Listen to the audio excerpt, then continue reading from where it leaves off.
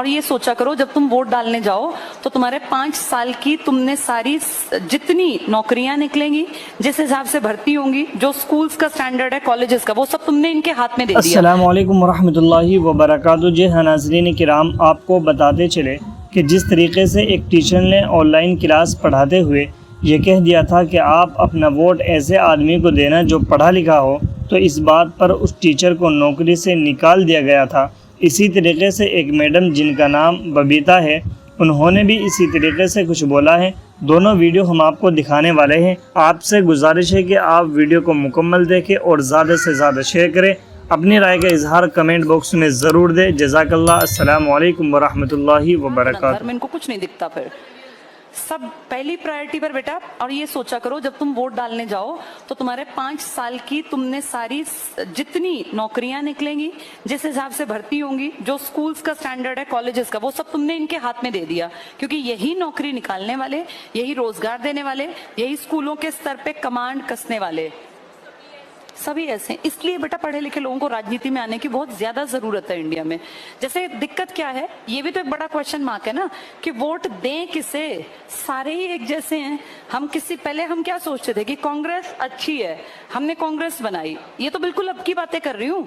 2004 में तुम सब पैदा हो गए थे, लगभग मेजोरिटी 4 से 14 किसको देके रखा देश? कांग्रेस को। लोग दुखी हुए। फिर 14 से अब 24 आ जाएगा, किसके हाथ में है देश? बीजेपी। लेकिन जब इलेक्शन आएंगे ना तो इनकी वही पुरानी बातें होंगी।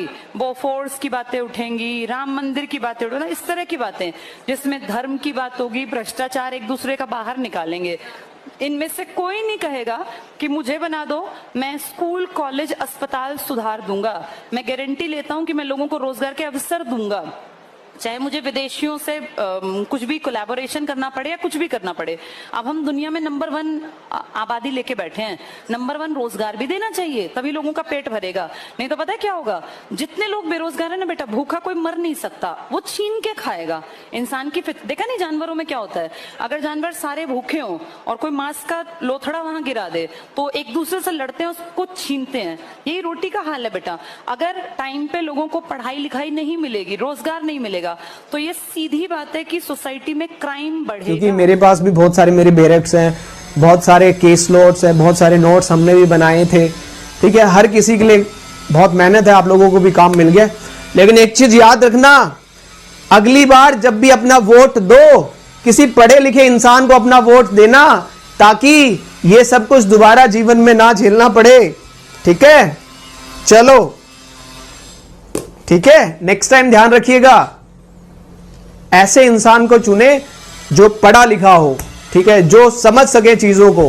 सिर्फ ऐसे इंसान को ना चुने जिनको सिर्फ बदलना आता हो, नाम चेंज करना आता हो, है ना। तो मेक योर डिसीजन प्रॉपरली, है ना। पिछले कुछ समय से अनअकैडमी और करण सांगवान की कंट्रोवर्सी काफी हाइप ले रही है, ट्रोल भी हो रहे हैं।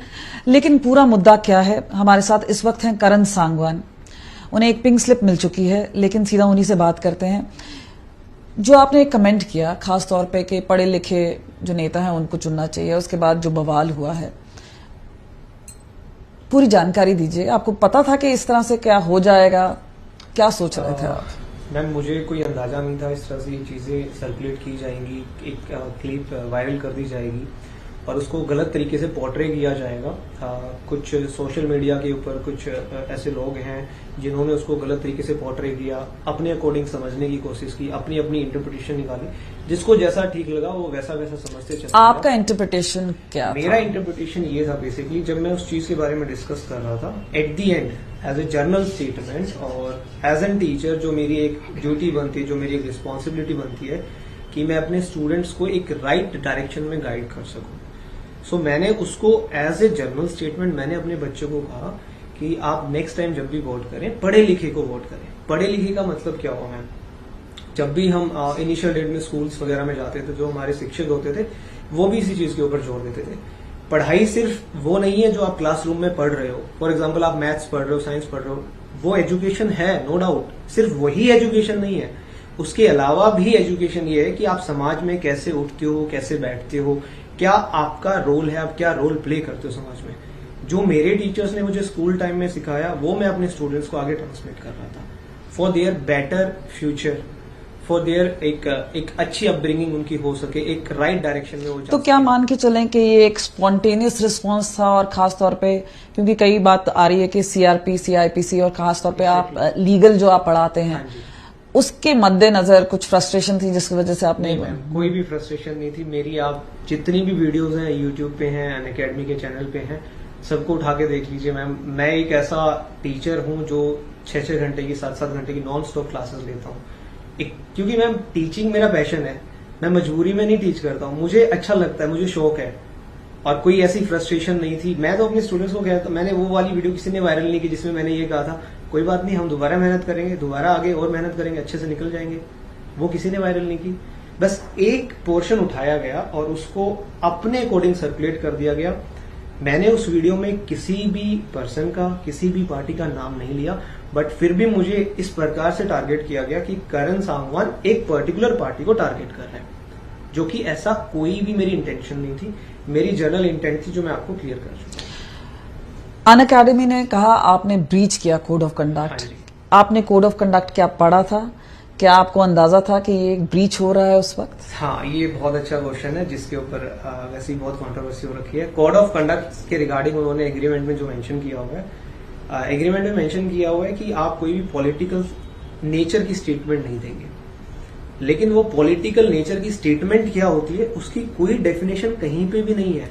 आप किस स्टेटमेंट को साइट करोगे कि ये स्टेटमेंट पॉलिटिकल नेचर की है? जनरली एक आम आदमी कोई बयान दे रहा है, क्या वो स्टेटमेंट पॉलिटिकल नेचर की है? तो उन्होंने सिर्फ ये कहा कि ये स्टेटमेंट पॉलिटिकल नेचर की है। उन्होंने अपनी ईमेल में एक ट्वीट का लिंक उठा के मुझे पोस्ट कर दिया। उन्होंने बोल दिया कि इस ट्वीट में ये लिखा हुआ है, जिसकी वजह से हमारी रेपुटेशन जो है, हमारी गुडविल जो है, वो डिस्ट्रॉय हो रही है। तो ये उन्होंने अपने अकॉर्डिंग जो भी इंटरप्रिटेशन की, ना ही उन्होंने मुझसे कोई ज्यादा डिस्कशन किया, ना ही। पर आप मानते हैं ये पर्सनल व्यू था आपका? आपको मानते हैं कि शायद ये उस समय नहीं कहना चाहिए, या आप अपने स्टैंड पे बरकरार हैं कि जो आपने कहा किया वो सही किया? मैंने जो बोला, मैंने अपने स्टूडेंट्स के लिए जो बोला वो मैंने सही बोला, और मैं उस स्टैंड पे आज भी बरकरार हूं मैम। मैं आज भी अपने जितने मेरे से बच्चे पढ़ रहे हैं, मैं उसको आज भी इसी डायरेक्शन में गाइड करूंगा कि आप पढ़े लिखे इंसान को चुने। ऑब्वियसली बात है मैम, आप आज यहाँ पे बैठे हैं बिकॉज ऑफ यूर एजुकेशन। शायद एक नीचे जो रिक्शा चला रहा है वो इतना एजुकेटेड नहीं है आपकी जगह पे आके बैठ सके। So education plays a very important role in everyone's life. तो मैंने इसमें गलत क्या कहा? I am just giving a right direction to my students जो मुझसे कनेक्टेड है। कोई पॉलिटिकल प्रोपोगेंडा नहीं था, कोई पॉलिटिकल पार्टी का नाम नहीं लिया गया, किसी पॉलिटिकल पार्टी से एसोसिएशन नहीं है, किसी पर्सन का नाम नहीं लिया गया। अपने अकॉर्डिंग आप कुछ भी। पर अरविंद केजरीवाल है, दीपेंद्र हुड्डा है, आपको आम आदमी पार्टी, कांग्रेस, कई लोग आपको सपोर्ट भी कर रहे हैं, कई लोग आपको लताड़ भी रहे हैं। बिल्कुल बिल्कुल लताड़ रहे हैं मैम। इनिशियली जो चीज स्टार्ट हुई वो लताड़ने से स्टार्ट हुई। अब आप एक पर्टिकुलर चीजों का आपने नाम लिया, कुछ लोगों का आपने नाम लिया, बट आपने दूसरी स्टेटमेंट, लास्ट में स्टेटमेंट आपने थी कुछ लोग लताड़ रहे हैं, जबकि स्टार्टिंग में लताड़ना मुझे स्टार्ट किया गया था। मुझे इस कॉन्ट्रोवर्सी में डाला गया, जिसकी वजह से कहीं ना कहीं आप कह सकते हैं अनअकैडमी ऑब्वियसली मैम बहुत बड़ी ऑर्गेनाइजेशन है, अगर ट्विटर पे ट्रेंड करेगी तो इम्पैक्ट जाता है। तो कहीं ना कहीं अनअकैडमी को लगा कि एक गलत इंप्रेशन जा रहा है, नेगेटिव चीजें फ्लोट हो रही है ट्विटर के ऊपर due to any of the reasons, जो भी उन्होंने साइट की रीजंस। मे बी उस प्रेशर में आके उनको एक्शन लेना पड़ा मेरे अगेंस्ट। तो कुछ रिग्रेट है? आपको लग रहा है कहीं ना कहीं पॉलिटिकल प्रेशर भी इसमें रहा होगा आपके ऊपर एक्शन लेने में?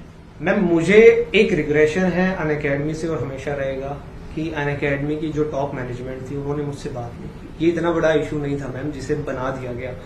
मैंने अनअकैडमी के पास कॉल करने की कोशिश की, जो मुझे मैनेज करते थे बैक एंड पे, मैंने उनको कहा कि मेरी एक बार टॉप मैनेजमेंट से बात करा दो, किसी से बात करा दो, कनेक्ट करा दो। लेकिन दे आर सेइंग कि sir your matter is dealt by central team, हम इसमें अब कुछ नहीं कर सकते। Not a single call ma'am. I am associated with Unacademy from 2001। 2-3 साल से आप उठा के देख लीजिए, कोई कंप्लेन नहीं है, कोई एलिगेशंस नहीं है। स्टूडेंट्स के रिव्यूज देख लीजिए। और अचानक से एक क्लिप वायरल हो जाता है और उसके बाद वो पूरा देखो मैम, उन्होंने मतलब सब कुछ डिलीट कर दिया, मेरी प्रोफाइल डिलीट कर दी वहां से। तो आपको लग रहा है कोई पॉलिटिकल प्रेशर रहा होगा? क्या लगता है, क्या वजह है? मैं मे बी बिकॉज उन्होंने यही साइड किया अपने टर्म में, political statement in its nature. तो ये तो वही चीज रिफ्लेक्ट करता है कि एक वीडियो क्लिप वायरल हो रही है, करण सांगवान कंट्रोवर्सी में आ रहा है because Karan Sangwan is associated with Unacademy, Unacademy controversy में आ रही है। उन्होंने रेफरेंस दिया, प्रॉपर एक ट्वीट का रेफरेंस दिया। आई थिंक उनका आपसे अगला सवाल पूछते हैं कि करण सांगवान जो इतने सालों से जुड़े हुए थे अनअकैडमी के साथ, अब आपका अगला कदम क्या होगा? मेरा खुद का यूट्यूब चैनल है मैम। अनअकैडमी से पहले से मैं अपने यूट्यूब चैनल पे पढ़ाता आ रहा हूँ बच्चों को। अनअकैडमी के साथ मैं 2001 में एसोसिएट हुआ था। उससे पहले मैं अपना खुद का यूट्यूब चैनल लीगल पाठशाला, उसमें मैं टीच करता था बच्चों को। अलग से मेरी क्लासेस चलती थी जिसमें मैं जुडिशरी के लिए प्रिपेयर करवा रहा था बच्चों को, वो मैं कंटिन्यू रखूंगा। और अब तो मैं इस लेवल पे जाऊंगा कि मैं free of cost judicial exam की प्रिपरेशन बच्चों को। तो फ्री ऑफ कॉस्ट पढ़ाएंगे। एक आखिरी सवाल आपसे पूछना चाहेंगे, ये सब हुआ है, कितनी एंग्जाइटी, कितना टेंशन, या आपको लगता है कि अब आपको लोग जानते हैं, कुछ सोचा है कहीं अगर कोई पॉलिटिकल पार्टी आपको ऑफर देती है वो करना चाहते हैं, अगला क्या सोच रहे हैं आप? कोई एसोसिएशन नहीं है, ठीक है, ना ही कभी मैंने सोचा इस चीज के बारे में, ना ही मैं कभी सोचूंगा। बिकॉज टीचिंग मेरा पैशन था, मैं टीचिंग में अपनी मर्जी से आया हूँ और मैं इसी को परस्यू करूंगा। टेंशन, एंग्जाइटी कुछ बहुत ज्यादा थी मैम। जब मतलब मुझे मैं उस दिन से रिफ्रेश कर रहा था ईमेल आईडी, मैं कॉल कर रहा था अनअकैडमी को कि कुछ ना कुछ तो आप जवाब दो। बट जब वो टर्मिनेशन नोटिस वहां पे आया, मैंने उसको पढ़ा, मेरी आंखों से लिटरली आंखों में आंसू आ गए थे मेरे। I was crying. मेरे मम्मा बैठे थे, मेरी वाइफ बैठी थी, उन्होंने कहा क्या हो गया? मैंने कहा ये हो गया। फिर मम्मा कहते तुम तो कुछ गलत भी नहीं कहा था। तो बहुत ज्यादा मतलब इतनी टेंस सिचुएशन है। उसके बाद फिर कुछ स्टूडेंट्स की कॉल आई, students are crying on phone, वो लिटरली रो रहे हैं, सर अब हमारा क्या होगा, हम क्या करें। No one is thinking about the future of the students. उनको कोई किसी से कोई मतलब नहीं कि एक बच्चे का भविष्य कहाँ जा रहा है। तो फ्रीडम ऑफ एक्सप्रेशन आपको लगता है कहीं ना कहीं इसका एक कैजुअलिटी रहा है? नहीं मैम, मेरे पास है बोलने का अधिकार। मैं उसी स्टैंड पे मैं आज भी बोल रहा हूँ आपके सामने, मैं अपने यूट्यूब पे भी बोल रहा हूँ। और हमेशा मैं देखो एज ए टीचर मैं हमेशा अपने बच्चों को राइट डायरेक्शन में गाइड करता हूँ।